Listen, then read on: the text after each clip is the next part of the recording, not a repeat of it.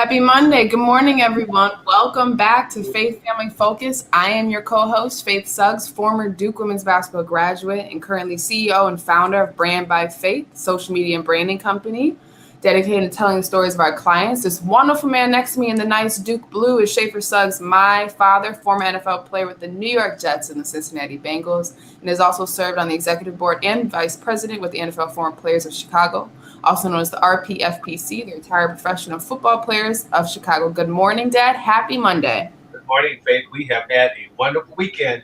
Nice, sunny, warm, 65 degrees. I just hope this lasts for a couple more weeks. So happy Monday to you, too. Happy Monday. Yeah, we had 60 degrees. I thought that it was going to be cold yesterday on Sunday, so I got my virtual church on, and then I, put on a vest. Thought it was going to be cold outside, walked out, and was sweltering, actually. So the vest was stupid. But I've always thought vests were stupid. I told you this as a child. For people who don't know, Schaefer Suggs used to dress us for style, not functionality. And so, do you remember that? You used to always put me in that green vest, and I hated that green vest. Okay, I was starting out the dress for success thing early. So, yeah, well, dress for success turned me into a hot child who didn't want to go outside no more. But yeah, so I wore my vest. I was extremely disappointed. It was a beautiful weekend over here in Kansas, 60 to 70 degrees. I saw like 70 it hit at one point. So, wow. But no, wonderful weekend, wonderful new week. Very exciting, good stuff coming soon. We had an awesome show on how did Devon's game go this weekend? How did Yale versus Brown? They beat them 64-42. So it was where's the defense? There was no defense. So if it makes sense, that's like a basketball score. Right. So now it sits up. There is a three-way tie on the top of the Ivy League Conference between Princeton, Yale, and Dartmouth. And this so happens the last two games for Yale is now Princeton and Harvard. Because Harvard will be the game I'll be at. It'll be a big game. So if they win both those games, they have a very good chance of at least sharing a conference championship with the Ivy League. So awesome stuff. Yeah. So how many games they have go? You said Harvard and Princeton and Harvard. Princeton first, Harvard. Princeton this coming weekend, and then Harvard the last game of the season, which is always the last game of the season. Normally it's a sold out crowd because it's I think the oldest, historically the oldest football rivalry. Football. Yes. Let's be correct. There we go. Don't try to compare rivalries over here, Dad. Come on now. We were talking about football, so. I'm just clarifying. Some people get confused. I have to every day explain to me how Kansas City and Kansas isn't a rivalry. Hurt feelings over here. Well, we were just talking about Zook actually before the show, but basketball season's coming near and dear to our hearts. It's ready finally. This is my first year not being a part of a program. You know that? How do you feel about that? Of course, Shane is his assistant coach at Kansas State, so you're pretty much still involved in basketball. Yeah, very much. I watched Scout yesterday. My Scout. Good morning. Good morning, Pam. How are you? For those of you joining in this morning, please share the show. We would love to talk with you guys this morning. We have a good one coming today, but yeah, basketball season's coming. I feel crazy. It doesn't feel like normal that I don't have the stress of the season coming upon me, but it is nice to kind of be able to sit back and watch it. And you know what? Even watch some of these. You got to pivot back to your show on Friday. The huddle was outstanding. Yeah, I'm going to get to it. Okay. Sisto. Don't worry. I wanted to be able to segue into that. Don't worry. So basketball's coming, but it is nice to see the students and the fans and the families and the fans. Right. We saw it with football, but it's way different. Football stadiums get loud, right? But basketball, because it's indoors and it's enclosed and, the floor starts to shake and all that, that's something that I feel like is going to be exciting to see again.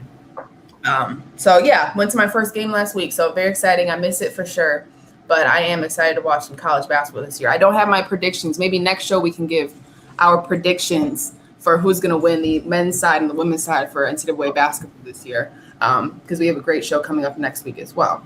But to get to the huddle, as my co-star wanted to get to quickly, we had an awesome show on Friday with the huddle with Anne-Marie Nitty.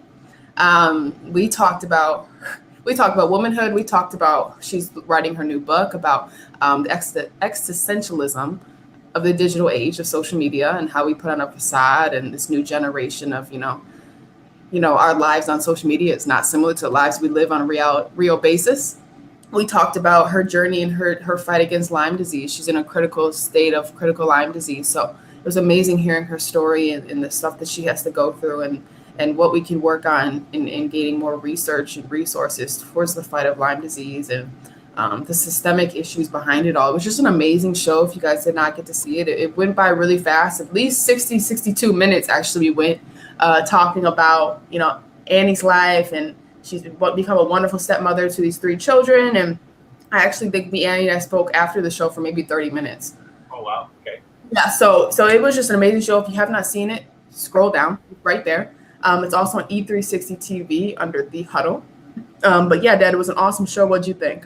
I loved it. Of course, obviously, the Nitty family is part of our family because her father, John, is one of my best friends in my wedding. And of course, you know the journey. I remember babysitting Annie when she was about 2 or 3 years old. So we go back. We have a long history with the Nitty family. I love that family. And it was just, in getting the chance to talk to John, he said, you guys just fed off each other. It's a wonderful, wonderful show. Congratulations.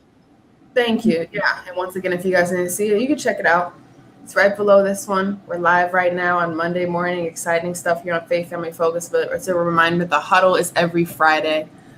We have a great guest coming up this week, and then even better ones coming up in the next week. So 2 back-to-back great women. But Dad, before we dive into what today's wonderful show is on, maybe you can kind of give us a quick run through. And I forgot to ask you this before the show about our awesome guest that's coming on Monday, which I got to read through the book a little bit last night. Right. So as our journey, what inspired our journey was obviously our loss with Mommy, which kind of motivated, inspired us to share our lives, vulnerability and loss and resilience. Being a former NFL football player, we've been able to bring on guests that also share very similar challenges doing football and after football. And I was introduced to Paul Frase, who is also a former New York Jet. He played 11 years in the National Football League, Jets, the Ravens, Packers.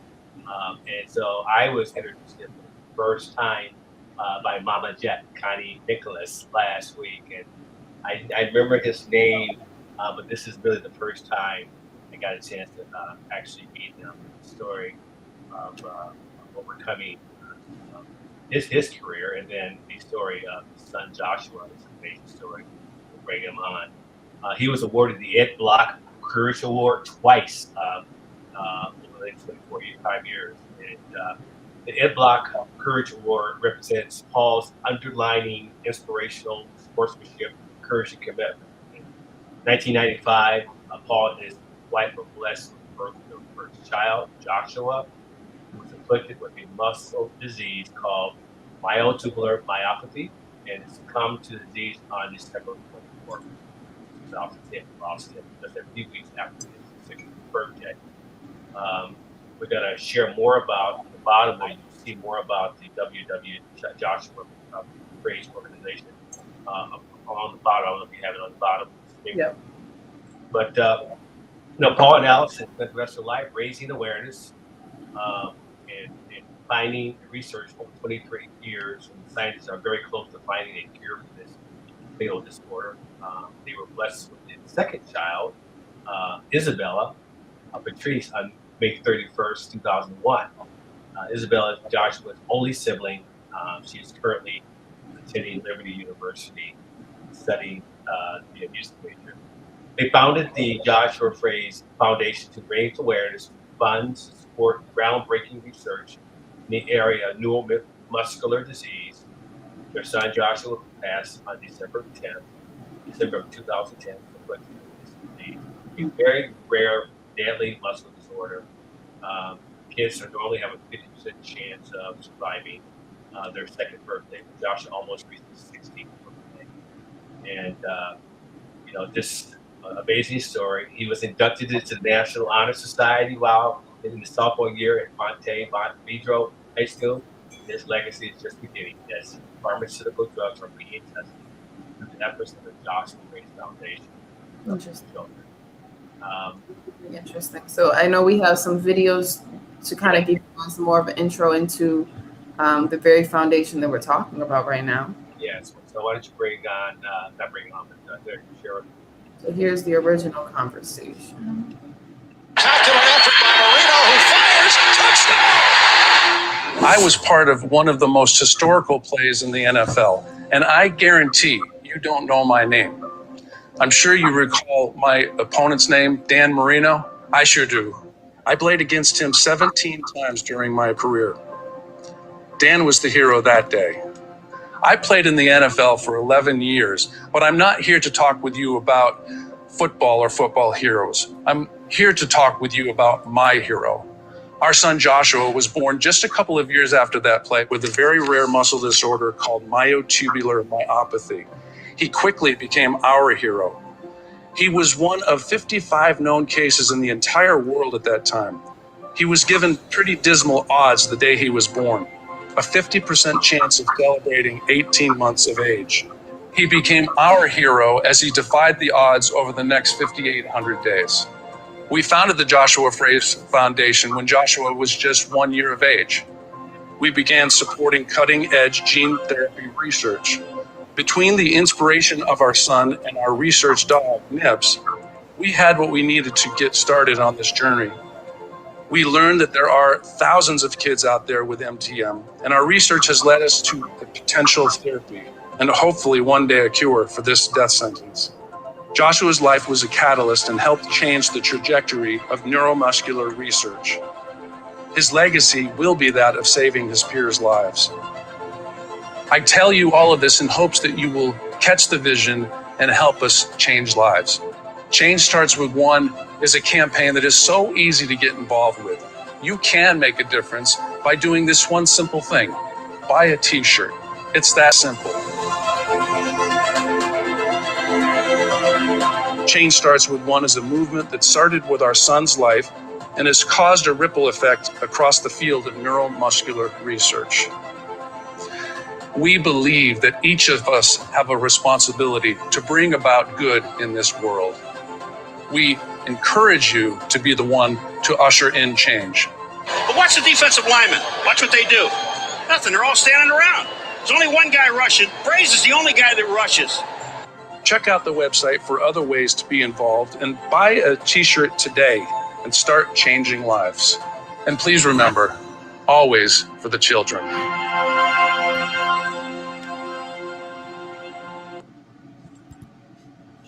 Wonderful. And then we have this last one.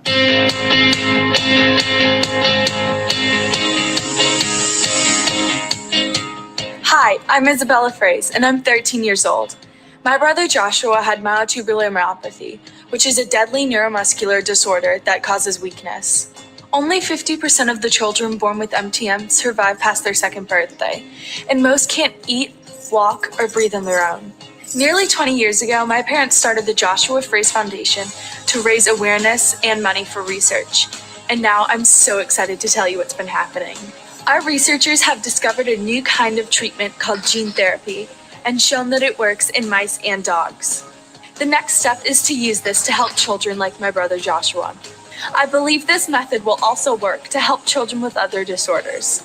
Now, we need your help more than ever to make this happen. My parents and I believe that this is just the beginning. I'm only 13. How many more mysteries can we solve in my lifetime? With your help, the sky's the limit. To find out how to get involved, go to joshuafrase.org. Join with us in leaving a powerful legacy of changing lives.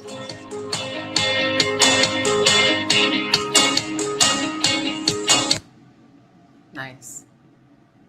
And after this quick break, we will have Paul on to tell his story a little bit more.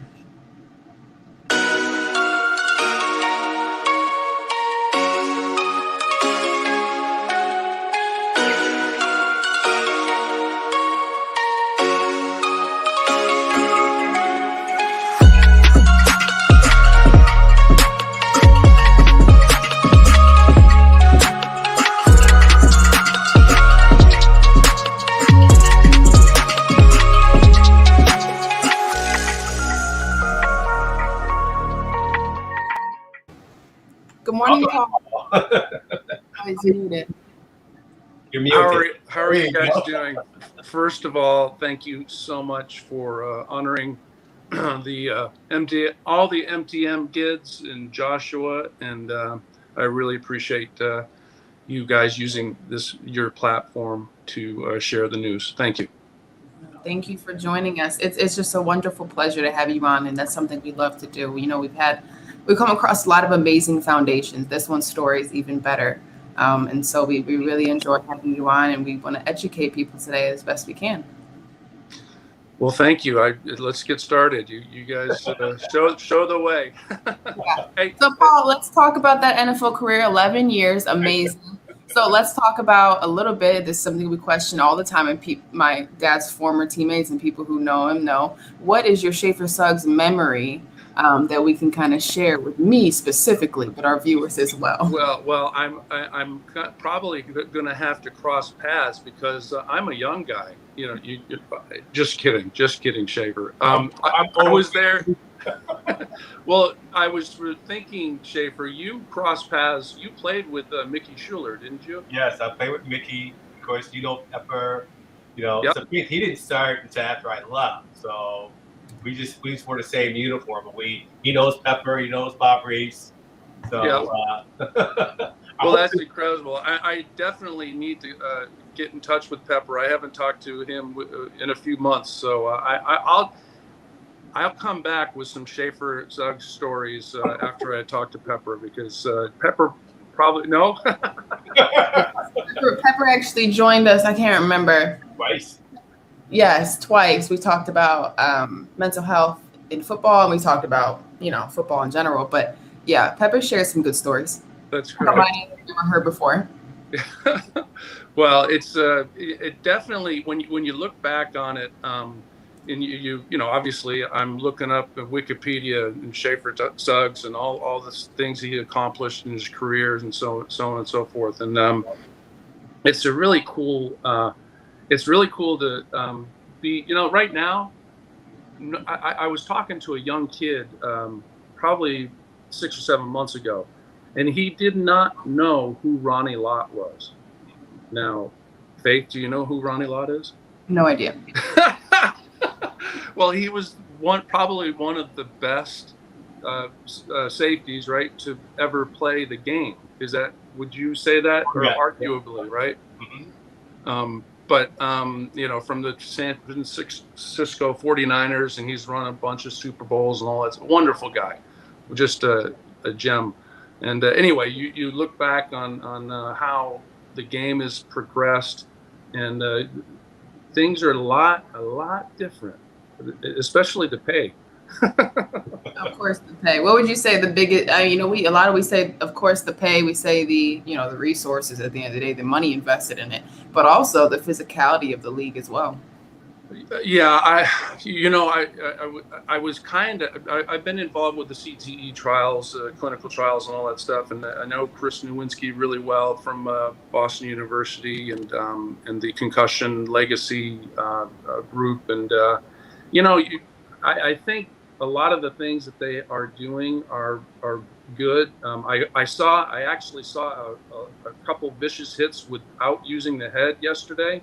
So that was interesting. I had never really honed in on that. And one of those Green Bay guys last night kept the guy from getting into the end zone, and he just walloped him, right? So NFL's football is a violent sport, and people tune into it, probably like hockey. Hockey fans tune in to watch the fights, right? Yeah. But it's a different world. I think that the biggest difference is, way back when, we used to play hurt, and these kids now, they will take themselves out, and I don't understand that. I don't know. It's probably good for their own best interest. So. Mm-hmm. Yeah, the pension is starting to be something we're chasing as well. The longevity of that career, you start to look at the hits a little different when you get to year 4. Because you're almost, what is the pension line, Dad, again? It's 3 now. Yeah. 3 now. Okay, yeah. Well, that's a hard thing to achieve. 3 is a hard. What is it? The average lifespan in the NFL is what, 3.5? It's just over 3.1 or 2. Yeah. Right. NFL, not for long. That might be what goes into that sprained ankle. Well, those actuaries, they're just as good with football. Making sure that most of the guys don't get a pension. As the big life insurance companies. So anyway, I digress. Yeah, we speak on that a lot. Actually, I work with in my company, Brand by Faith. One of my clients is the NFLPA Chicago chapter, the RPFPC, and one of the things we came across maybe early this month is a young man who has dementia at 33, I believe. Wow. And he's fighting for obviously lawsuit to get coverage and everything that's going on with NFLPA. So very interesting along the lines of NFL and the longevity of the career. I understand the hesitancy when we come down to injuries. But that's all sports, right? NBA, NFL, I mean, baseball, you see these guys just sitting out. WNBA too, but their seasons are a little shorter. But they rather sit out than push it and strain those, sprained ankles or shoulder injuries longer than they have to be. So, I mean, it just might be the way that sports are going in this professional world. Yeah. Yeah, you're the white collar player is not a commodity, right? Yep. The blue collar player, which I was, we're expendable. So you got to play hurt, maybe not injured, but I remember Bob Reese. I came off the field one day with my thumb. My thumb was kind of like that, and Bob Reese, I just, Bob, put my thumb back in joint. Come on, I got to get back out here. And he grabbed my thumb and he says, "No, you're done." And I'm like, "Bob, no." I had broken the bone in the thumb, and he was worried about needing surgery. So I sat out the rest of that day. But I guess broken bones might take us out of the game, Schaefer, right? We played with that, man. I had my dislocated finger. I remember trying to tackle Walker Payton. I came back and I actually went back into the huddle, not just this finger, and it was pointed straight down, and all the guys fainted. "Oh, get out of here!" Went back to the sideline. Bob, actually, for me, popped it back in place, tied it together, and I was good to go. That's right. Put some ice on it and get back in the game. That's right. Well, I will say this, Paul, that finger that he broke was his ring finger. And maybe throughout my years of seeing him wear a wedding ring, he couldn't get that ring off his finger, probably. It was a struggle to get it over that knuckle because the knuckle was up here. So it was just kind of something that was there permanent. I don't know how you got it off to begin with that, but it was very impressive. I know they had to probably get a blacksmith out there. Your mom designed that ring for that purpose, for it to never ever come off. All right. Great.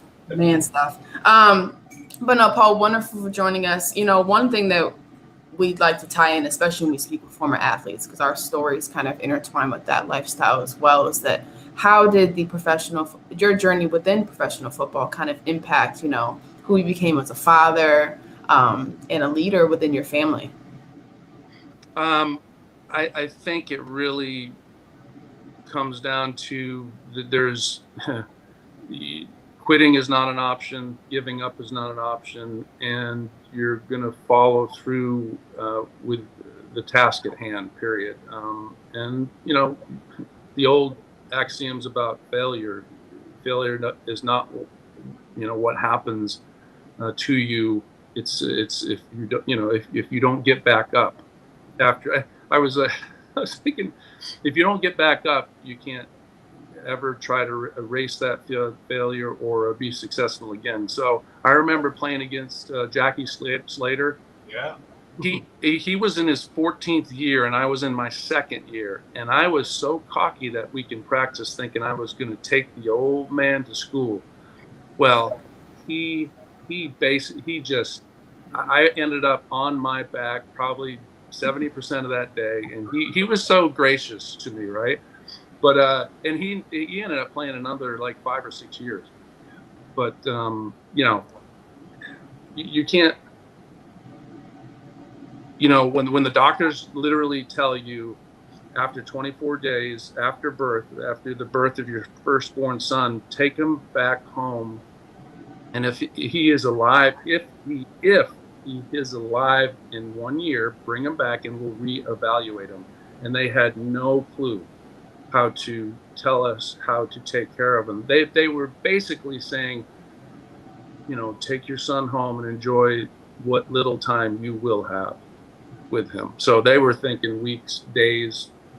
They definitely were not thinking 40 days shy of his 16th birthday. I can assure you that. So, in those first 24 days, I think upon Joshua's birth, how many kids in America or even the world did we know had a similar muscular disorder? So we're getting back, to the beginning of the internet, and John, there was a family in Houston, Scoggins, and John Scoggins. They had a little website, and the Gary Scoggins had, at work, he had learned a little bit about the internet, and he had a website early years. And but at that time, there were only 55 known cases on the planet, in the entire world, and obviously, you're given dismal odds, 50-50 shot to get to their second birthday, and all, we take challenges in different ways, but basically it was like, we knew there was no research dollars going to this disorder. So we just, we said, okay. Actually, Alison, she said, she was a New Yorker. She's got a lot of chutzpah, right? And she says, well, we're going to use your platform. And I was, blue collar. I started a few games here and there and played well when I played, and so on and so forth. And she says, we're going to use your platform to raise money to figure this out. Yeah. Yeah. That was the right way to go about it as well. I can't imagine, and Dad, and you probably agree with me, is within those first 24 days, and there's only 55 other cases known on the earth, I couldn't imagine my mental state, but also just trying to navigate how to move forward, try to because as people, as human beings, we're always trying to find the solution. And when there is no solution except for wait, pray, be patient, and love, that's a lot of strength, a lot of inner strength. But how, at that time, you and Alison, how did you guys, put the plans together? You said to use your platform. What are some of the things that you wanted to prioritize at that time within those first, years that you didn't know how it was going to go? So for the first 24 days, they kept running test after test, and they said, well, that test was negative. We still don't know what it is. 3 months later, we get a letter in the mail in a manila envelope, and it had 3 medical journals from 1967.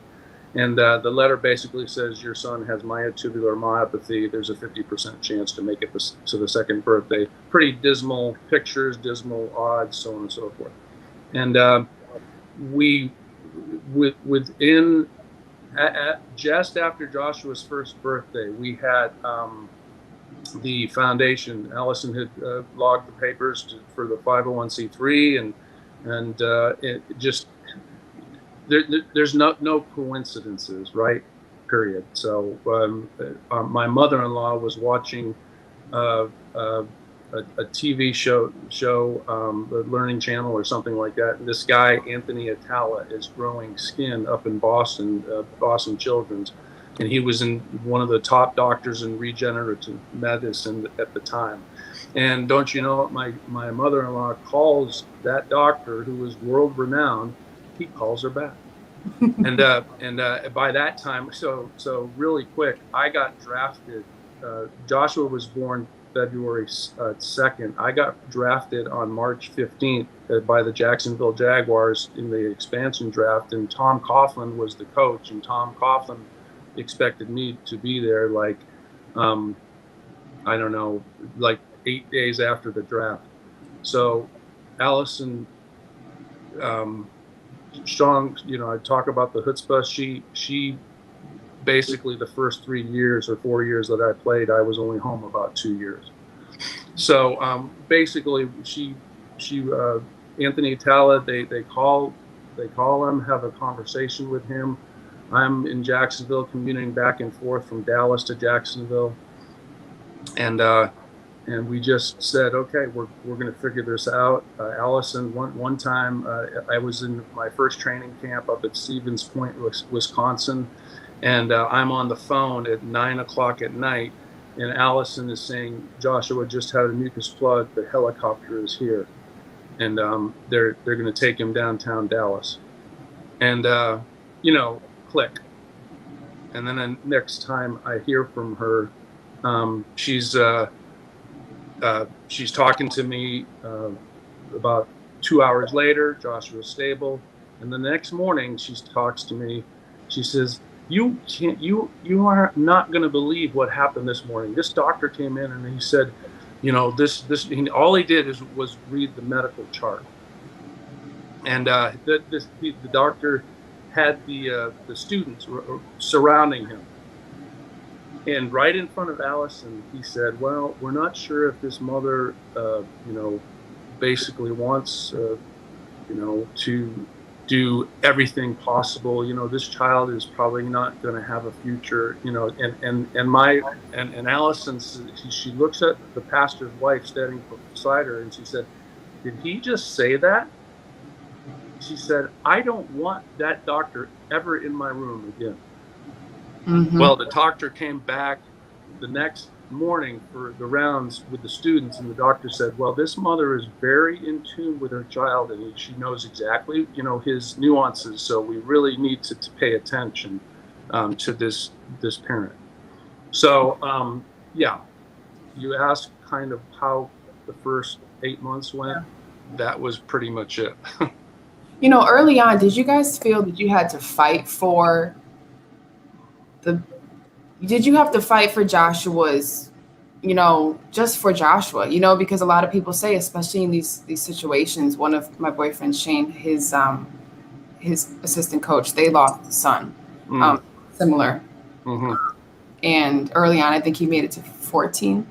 And a lot of the things they say is they had to fight for, not just the worth of the young man, but for people to listen to him, to prioritize a medical situation that many say is 50-50.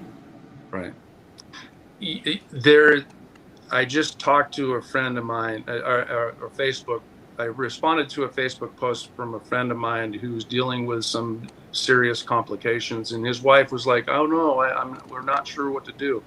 And I said, question that doctor over and over and over again until you get what you feel is the correct answer, because they're practicing medicine, period. And especially with the disorder that only 55 kids in the world had, nobody knew how to take care of them. So it's just interesting, I go back to every one of us deals with circumstances differently. So I was coachable. I was, Mr. NFL. Just tell me what to do. Tell me how to keep my son alive, and I'll do it. But Alison was like, they can't tell us how to keep him alive. We are going to have to do it ourselves or figure it out ourselves. Right. So she taught me a lot. Especially in the doctor's offices and in the hospital when Joshua was crashing. And we knew 15 seconds is all you have to figure this out, or else he's going down hard. And I saw her lock horns with literally heads of the department, and they'd come in and say, "Okay, start this, start the antibiotics," and blah, blah, blah. And she says, "No, this is a virus. 9 times out of 10, I don't want to overuse the antibiotics, so on and so forth." And she was right almost every single time. So she literally, I in some old videos of promoting the foundation, I would say give her the credit, and God had a plan for Joshua's life, period. And then he actually gave him the mother and the grandmother to keep Joshua alive in those first years. So you definitely fight and question the establishment, right? Yeah. Yeah. Well, you do everything you can. Well, God bless parents, but God bless mothers. Mothers are always, the number one fighters for sure. They got a little spice to them. Yeah. God bless that. Well, that leads me to the question.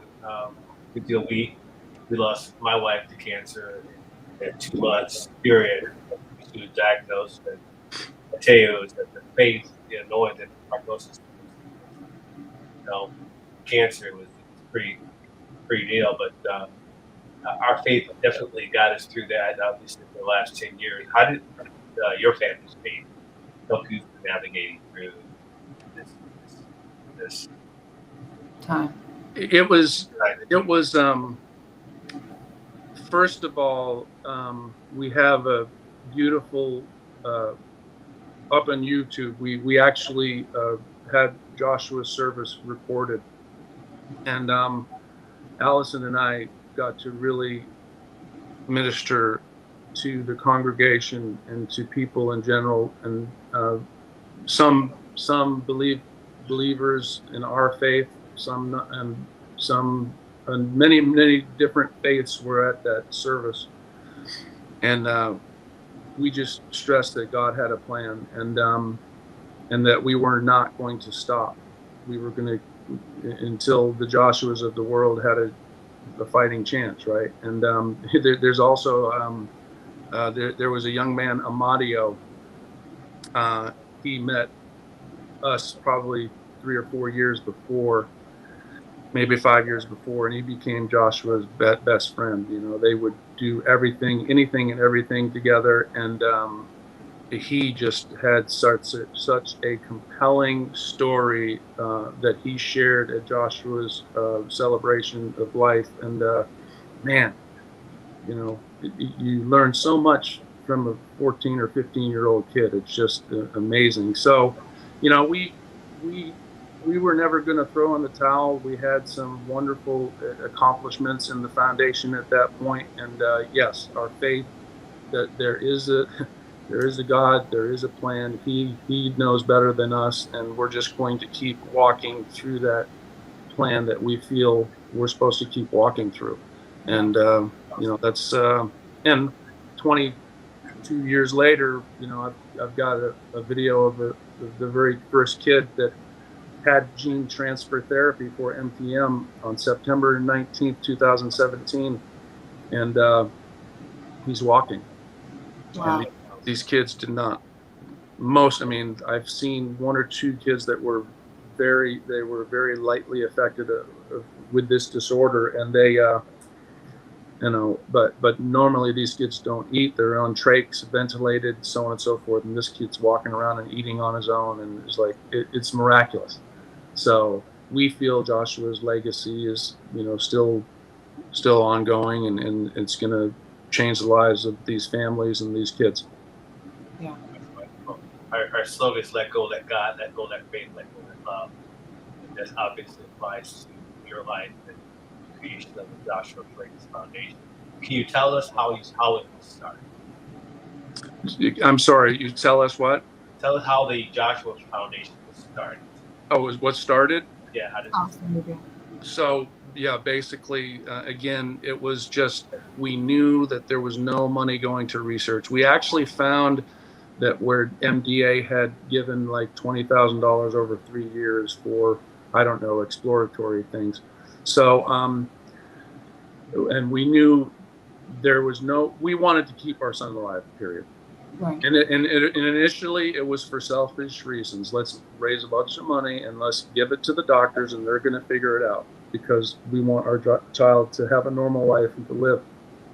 And it very quickly morphs into, we had our first fundraiser up in Boston, and we had 3 or 4 families at that, at that event, and they had the kids, the boys, young boys had MTM, Myotubular Myopathy, and I there was one kid, I think it was Brandon, and I was holding his hand. He was all decked out in a 3-piece, he had a plaid vest on, and he was a white starched shirt.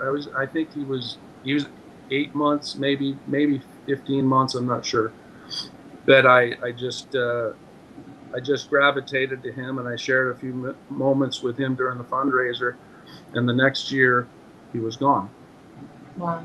And you're like, okay, and this happened numerous times, and we lost kids, and we lost them, and we lost them, and then the science started ramping up, and we started seeing wonderful things happen, and I just felt, tell me how to do it. I want to keep my son alive. You can't tell me, okay. I've got a wife over here that has a lot of chutzpah and New Yorker mentality and never give up, and I have to never give up, and we're going to figure it out. And a kid from New Hampshire makes the NFL. Well, there's not many of us. Okay, well, some parents from a kid with the orphan disease, meaning under 200,000 worldwide. Well, this is an ultra orphan disease, and we're going to figure it out. And we're going to figure out how to save these kids' lives. And that was the mentality to get started. The tough. I know your previous shows, over the weeks have been about mental attitude and mental toughness and so on and so forth. There's no option to lose, right? So yeah, I think that's another thing we talked about as well. I mean, that was a perfect point, is that sometimes all you can do is be mentally tough, right? It's either sometimes just not being mentally tough is worse than the very situation you're in, right? And sometimes all you can do is just keep looking forward and keep trying to go right foot, left foot, and kind of continue your journey and your strength through this adversity. We know all about that in our situation as well. One thing about the foundation I do want to know is where did the funds go? Now, what is the goal as of right now in 2021 that you guys are trying to raise money for and kind of help with? So there's still some work to do with the science, even though a lot of money has been raised, and we had a company get started. Alison is tirelessly working with patient advocacy. She's been the kind of the lighthouse beacon. She's talked to people, women on every continent, and she gets calls. I remember her getting calls in the middle of the night, and one was from Poland, and they were in a neonatal unit, or they were in a small backwoods hospital, and the doctors didn't know what was going on. The gene wasn't discovered until '96 by Jocelyn Laporte, actually working on it in France. So it's so little known about MTM. So anyway, Alison has just been one story, and it's on the website somewhere, but we just had a kid from Guatemala. I believe it was Guatemala, and he was born, and he was in the hospital, and he couldn't come home without a ventilator. And this is COVID, right? This is like 8 months ago or a year ago, and there's no ventilators for anybody other than COVID patients on the face of the planet, right? Well, anyway, Alison, with another patient advocacy group from Germany for MTM, they joined together. They got a ventilator. They got some parts and pieces and supplies, and they got it through customs. It took a month and a half, but they got it through customs, and they got it to the kid and the kid's home. So there's a lot to do. There's a lot of science and Alison, and we've been behind the scenes. We've been really. Alison has been day to day, daily, twisting, questioning. We talk about, the doctors, the questioning, figuring out, the best course of action. What do we do? What can we do? Right. Now, does insurance. I had a show on Friday with Anne-Marie Nitty, and she has critical Lyme disease. She's in a critical state. And one of the things she discussed was she was very privileged to be able to pay for her medical. Now, insurance does not cover Lyme disease. Does insurance cover help with NTM? There is actually, there is help, through insurance, albeit it's it's minimal. Sometimes it keeps, in some states. There's some Medicare waivers. In Florida, there was only 5 spots for kids like Joshua. Right. I lost, the NFL had a wonderful policy, and when I retired in '98, they were still allowing you had 1 year paid, and then you could get on Cobra 1 year, and it was still a self. And I remember Gene Opshaw coming around to the last meeting that I was in, and when he was there, and I said, Gene, can you raise the cap from $1 million to $1.5 million, please? We're running up against it, and we purposely only used 50% of the time that we were allowed for nurses, because we knew we didn't want to soak the insurance companies. We wanted to make it last. And Gene says, we're not going to let one of our guys fall. We're going to do it. And they raised it. They ended up raising it to $2.5 million over two raises. But interestingly, when we were forced off that program, and we went to the Cobra, and you only get that for a year, we got into a policy that helped us out until they didn't help us out.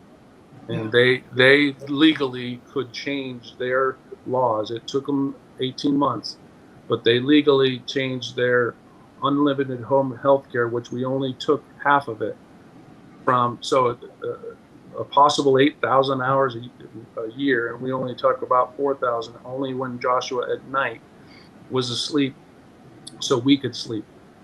And then they went from that to 400 hours in an entire year. So the last 5 years, basically, I pulled out of pocket and paid the nurses $48 an hour and tried to keep some normalcy. And then I became Joshua's night nurse. Wow. Fortunately, he was in school, so I would sleep 3 to 5 hours a night, take care of him, make sure he's okay, get him up, take him to school. And the school board, because of liabilities, they paid for the nurse, which, thank God. Yeah. So yeah. So, but when you're out of luck and the insurance company stops paying for a devastating disorder, it, first of all, these types of situations wreak havoc, just like you guys went through with cancer. It wreaks havoc in an entire family, in an extended family, and there's in situations like this, the insurance companies, things are needed. Right. So, and that's why I asked that question, because I know that systemically that could be a major issue to those who are not as even close to lucky. To be able to, have the help, or even be able to go to an organization like the NFL and try to squeeze out some sort of help that should be, secondhand nature to others in this situation, in many situations. So it is good that we have foundations such as yours, working hard for patient advocacy, because that's just as important as research and funding, going to kind of solving and finding some solution towards it all and going forward for young kids being faced with MTM. Paul, we really appreciate you joining us today. I thought this was a wonderful show. I think you shared a lot of great insight into the foundation, but also into the fight in solving MTM. And we really appreciate you joining us this Monday morning. Well, you guys are awesome, and keep keep spreading the love and the faith. And I'll be watching, I promise you, and I'll share and get on board. Get on the faith wagon. So, all right. Nice. Schaefer, what a privilege and an honor. Jay, go Jets, or Cincinnati, whatever. He's a Jets guy. But yeah, thank you, Paul, so much. Thank you, guys. Well, all right, and thank you everyone for joining us this Monday morning. What an awesome show. What an educational piece for everybody. We are so thankful for those of you who stopped by and said hello. We'll see you guys on Friday with the Huddle to keep a great show going, and a great rerun on Wednesday when we let you guys know what that is, of course, from either season 1 or season 2. Most importantly, thank you to Amazon Fire YouTube, Facebook, Roku, and Apple TV. And most importantly, our key platform out of Phoenix, Arizona, E360 TV. Again, this is faith family focused. We're going to use our faith as a vehicle to help heal and sustain others on their path to strengthen their own family core. And of course, our slogan with the Suggs Mugs, he goes, Let go, let God. Let go, let faith, let go, let. Everyone have a wonderful Monday. We'll see you guys on Friday with the huddle.